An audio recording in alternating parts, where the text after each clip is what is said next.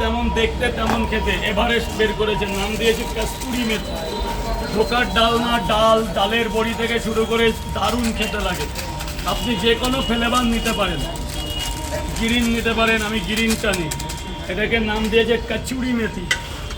একটা মশলা এভারেস্ট বের করেছে, নাম দিয়েছে মিট মশলা। বাড়িতে মাছ মাংস থেকে শুরু করে সব কিছুতে এখন দারুণ চলছে এভারেস্টের মিট মশলা।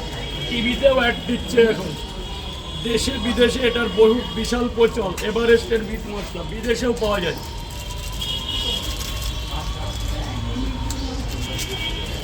এটার নাম দিয়েছে এভারেস্টের মিট মশলা। কোনো ব্যাপার না, দারুণ একটা মশলা। কেউ বলছে এটাকে কাঁচা মশলা, জানি না বাবা, মশলা কখনো কাঁচা হয়? ব্যাগ চলে গেল, চলে গেছে।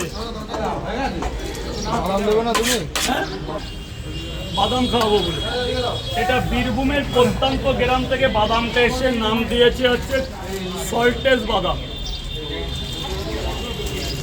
দুটো মুখে দিয়ে দেবো, দানা দুটো, বাদামের গন্ধে খাট ভরে যাবে।